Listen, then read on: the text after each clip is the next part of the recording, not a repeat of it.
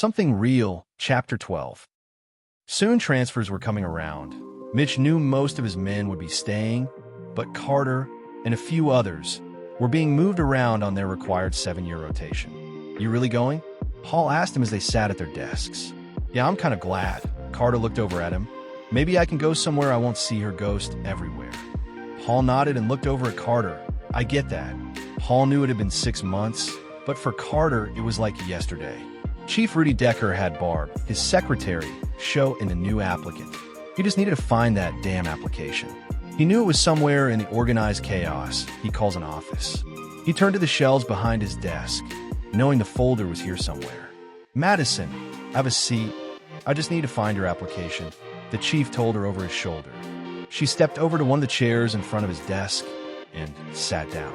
"I understand you just moved here from Georgia, but you come with the most glowing recommendations." The chief found the application. "I just wished you'd applied for full-time." Chief Decker looked up and smiled. He looked at the application again. "Madison?"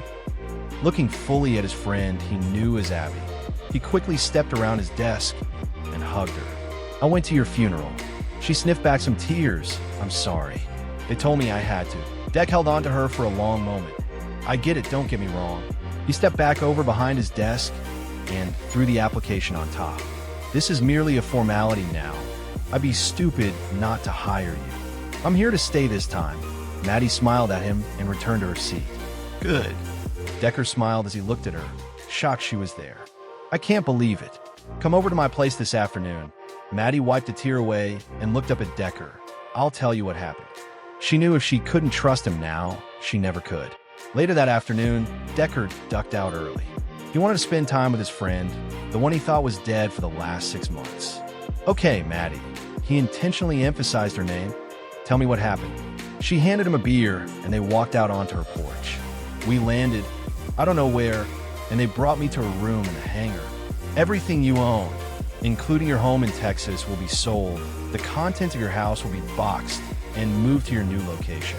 So you'll have a couple of those portable storage containers by your new house. Now, I'm going to read you the riot act." Crow looked at her intently. He went through all of the rules she already knew. No contact with anyone from your past. The old email accounts have been deleted. You absolutely cannot find anyone from your past. No more social media. And just in case I forgot to mention it, you can't have any contact with your past. You have an account set up in a bank in the town you'll be in, with a hefty sum already in it. The house with the land is already in the name of your new identity, and your stipend will be deposited monthly. The amount each month will be $7,000. Abby looked up at him. "Yep, $7,000, deposited as a pension.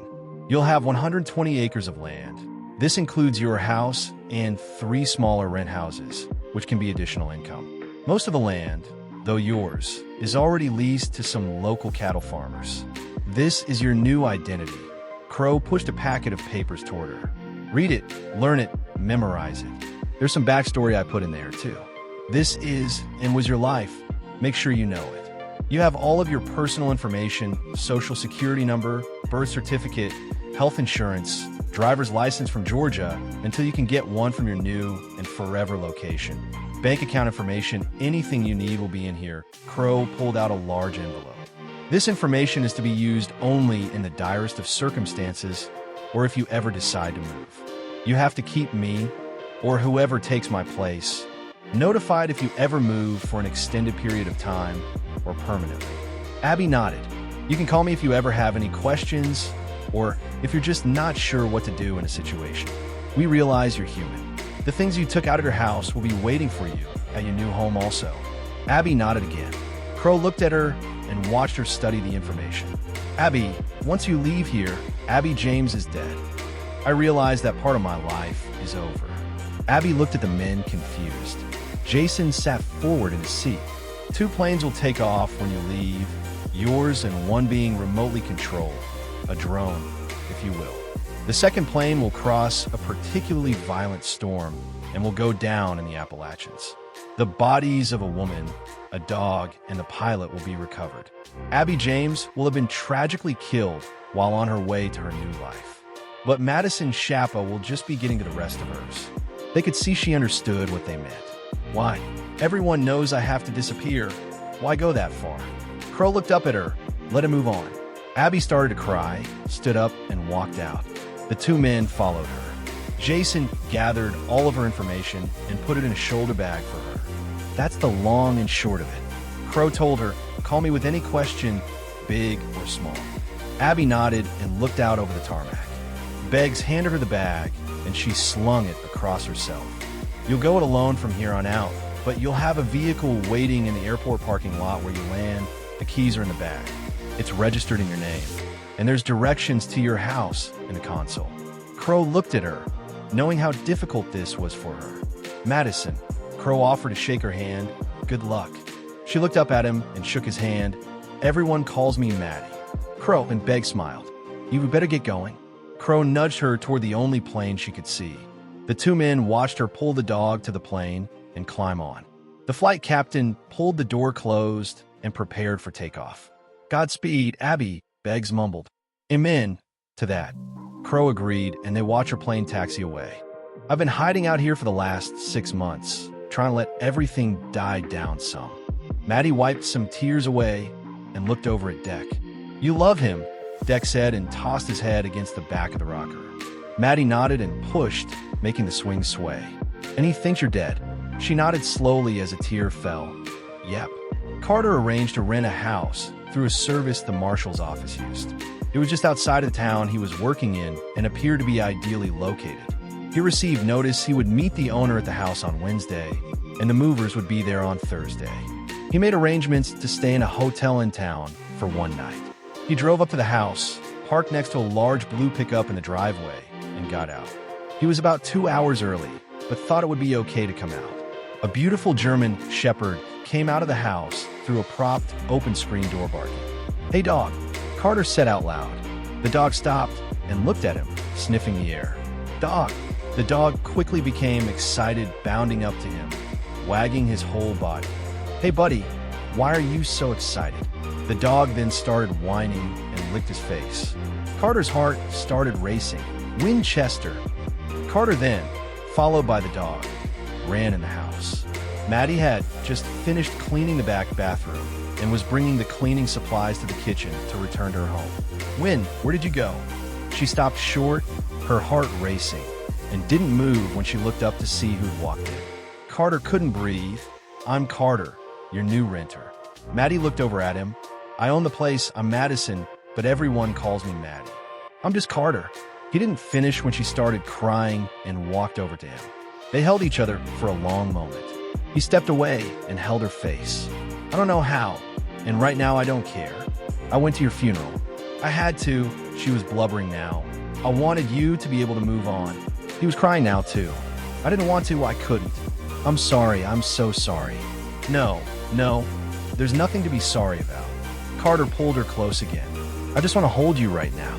The two stayed there in silence for a long moment. Later that evening, Decker passed by her house. He pulled into the yard and parked his truck, wondering where the truck with Texas plates came from. He found Maddie on her porch, overlooking her property on her porch swing, snuggled comfortably close to a man he didn't know. Deck. Maddie was more excited than he had seen in years. This is Carter, the one I was telling you about, that I met at the conference in Huntsville, Alabama. Decker nodded knowingly. He knew what she meant, and a broad smile formed on his face. He remembered the night, shortly after she arrived, her explaining how hard it was for her to leave him, and knowing that he thought she was dead. Carter, you don't know how nice it is to meet you. The two men shook hands. I've heard so much about you, Carter smiled. It's nice to finally meet the man behind the legend. Decker chuckled. What brings you up this way, Carter? Decker sat in a rocker waiting to hear this story. My mandatory transfer came up, and I was told to come here. I'm half Cherokee, and they thought I would fit in well with the reservation right there. I'm establishing a new office here in town, and will cover half of the state. So, I'm guessing I'll be seeing a lot of you, Chief. Carter smiled and kissed Maddie on the head. Maddie jumped up. I'll go get us some beers. She quickly went inside. Carter turned to Decker. You know Crow's bosses are trying to get you charged for not calling in. Decker looked pissed. Why the hell would they do that? Crow didn't know, and it pissed him off. Carter shook his head. They ordered him to ask her what you had done. Decker grinned, knowing her response would be interesting. What did she say? She told Crow to tell his bosses to kiss her ass. Carter chuckled and sat back against the swing. This made Decker laugh. Maddie walked out and put a tub full of ice and beer on the table. It's a good night, so we have to celebrate. It is a good night. Carter smiled and pulled her close as she sat down. The next week, Carter had the office set up and had hired a kid from the reservation as a receptionist/greeter. Tommy. Carter called out to him from the office as they both did last-minute things. Yes, sir. Tommy stepped in. Look, I know we're working our asses off right now, but Maddie said we have to have some food here for him when he gets here. He's driving in from Nebraska, and he'll probably be starving. Would you run over to the pizza place across the street and pick up the order I made? You can take the card. Carter quickly pulled the money out of his wallet. Sure, Tommy said, and took the money. It was a summer job for him, but Carter promised him he could come and work a few hours after school when he was back in. Carter had a space set aside on a small table in the break room for the food. Tommy soon returned and had the pizza and wings laid out on the table. Drinks were in an ice chest on the floor that Maddie let him borrow. Do you know who's coming? Tommy asked him, looking at the spread. No, they just told me it was a last-minute change. Carter was told that the marshal that was supposed to come was needed somewhere else, and they had to scramble to get a replacement. They heard a truck pull up at the storefront and stepped into the lobby to welcome him. Carter then chuckled when the door opened. Sammy. Carter reached out and shook his hand. Carter, Sammy smiled and stepped in. I heard that a position came open at the last minute. Y'all know each other? Tommy looked at the two men. Carter turned to him. This is Deputy U.S. Marshal Sammy Crow. Nice to meet you, sir. Tommy shook his hand. This is Tommy, our office staff. Carter turned to Crow. Nice to meet you, Tommy. Crow shook his hand. Wait, you're Ms. Inez's grandson. Tommy was quickly excited. That would be me. Crow smiled and nodded. You're the reason I took this job. I want to do what you did. Tommy admitted. Good. Maybe we can teach you something. Crow smiled. Carter stepped out and called Maddie. Can you swing by the office? I want to show you something. She was on her way, jogging over from down the street where she was shopping. She met Carter on the sidewalk with a kiss.